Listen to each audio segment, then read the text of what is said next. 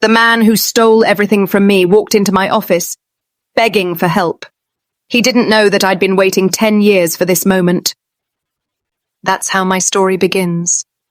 My name is Isabella Tran, and this is the day the past came back to sit across from my desk, shaking, desperate, and unprepared for what I had become. The morning sunlight spilled through the glass walls of First Continental Bank's executive floor as I finished reviewing the loan applications stacked neatly in front of me. My role as chief lending officer meant high stakes every day, but today was different. Because when my secretary buzzed in and said, "There's a gentleman here about the Turner Industrial loan," I had no idea that the man walking through the door would freeze me in time. Robert Turner, my stepfather, the man who stole my inheritance 10 years ago, left me with nothing and told me I'd never survive without him. When I last saw him, Robert had been arrogant, powerful, and sharp-eyed. Now, as he shuffled into my office, his hair had turned steel grey, his tailored suit looked worn, and his once confident stride had been reduced to a nervous shuffle. He didn't even glance at me. "I need to speak with the loan officer," he told my secretary stiffly. "It's about Turner Industrial's application."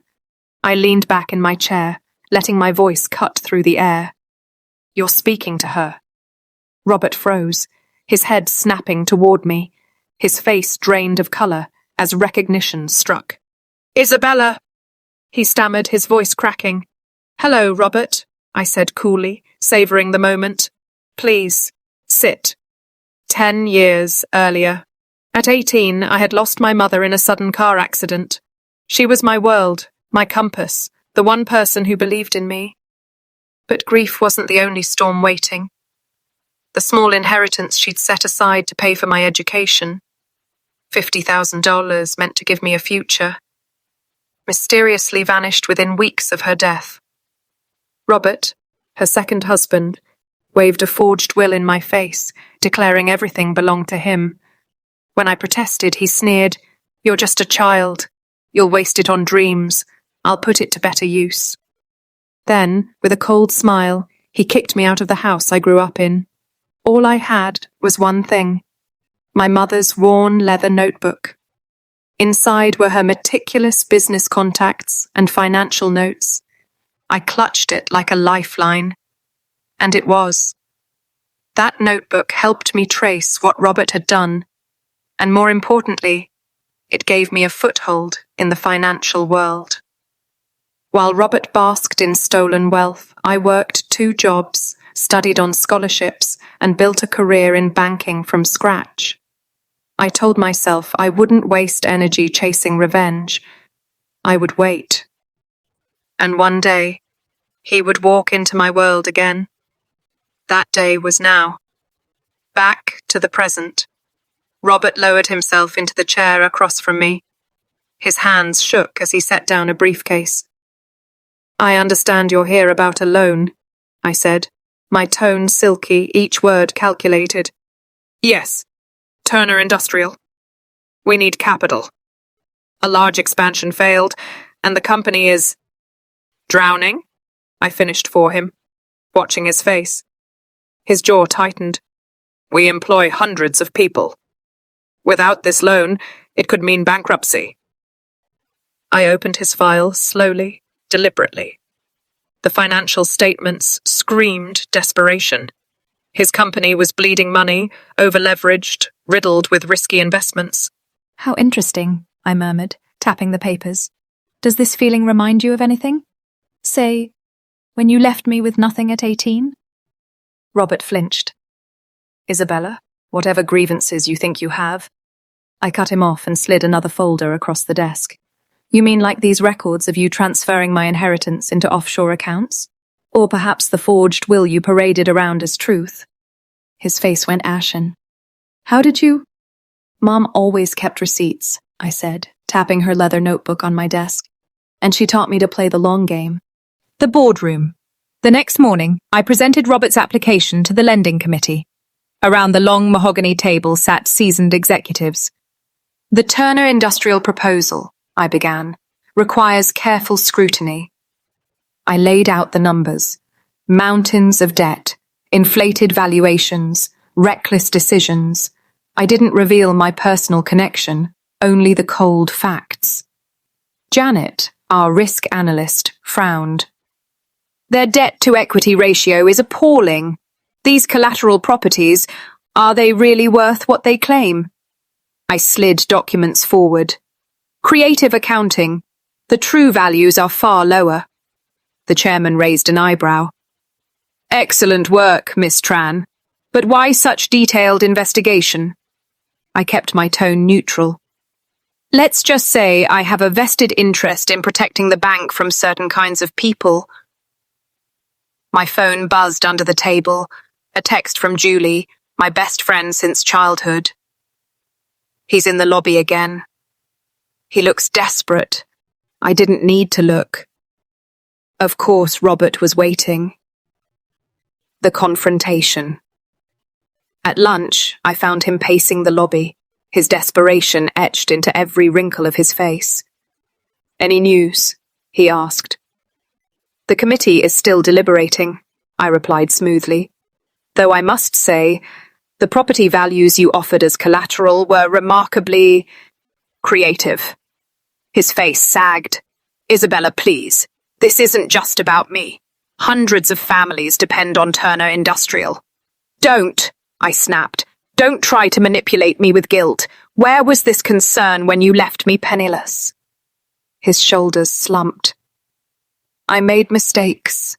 Terrible mistakes. But this isn't about the past anymore. You're wrong, I said coldly. The past has finally caught up with you. My terms. Back in the boardroom, the committee leaned toward rejecting the loan outright. But I had waited too long for simple rejection. I have a proposal, I said. They leaned forward. We can approve funding under strict conditions. Turner Industrial's control transfers to a board of our choosing. Robert Turner steps down as CEO, and 30% of profits will be placed in an employee trust to guarantee their livelihoods. The chairman studied me. That is highly unusual. Unusual times, I replied.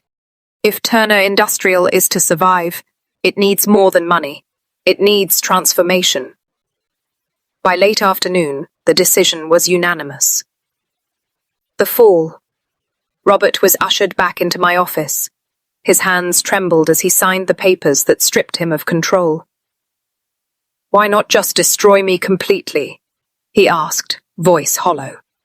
I looked at him, seeing not the thief who once sneered at me, but a broken man. Because someone has to break the cycle, I said quietly. Transformation. 2 months later, I stood on Turner Industrial's factory floor, watching workers clock in for their shifts. For the first time in years, their jobs were safe. The new training center, funded by the trust, was filled with employees learning new skills. Miss Tran, said Sarah, the new HR director, the employee trust documents are finalized. Profit sharing will begin next quarter. I nodded. Robert's greed had, ironically, given his workers more than he ever had. My phone buzzed again. Julie had sent a link. Business Journal.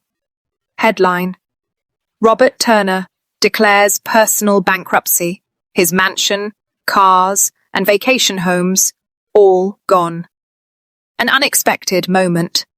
That afternoon, Robert appeared on the factory floor, no longer the swaggering executive, but a consultant in plain clothes. The training program is working better than I thought, he admitted awkwardly. People surprise you when you invest in them, I said. He hesitated. Your mother, she used to say that. She would be proud of what you've built. Later, I found an envelope taped to my office door. Inside was an old photograph of Mum and me at my high school graduation. On the back, in Robert's handwriting, were the words, I'm sorry, I know it's not enough, but I'm learning. True success isn't about what you take, it's about what you give back. 1 year later, Turner Industrial had transformed into a model of corporate responsibility. Profits climbed, employees thrived, and the scholarship fund I launched, financed by Robert's loan repayments, gave dozens of underprivileged students a chance my mother always wanted for me. Robert remained a humbled consultant, respected for his expertise, not his title. And me? I stayed at the bank, but my mission shifted. No longer hunting revenge, I sought transformation. For people, for companies, for futures. The leather notebook still sits on my desk. My mother's contacts are joined by my own now. But when I open it, I don't see loss anymore. I see a blueprint, a legacy. Because in the end, the inheritance Robert stole did give me a future, just not the one he imagined. It taught me this. True wealth isn't in what you own, it's in what you build.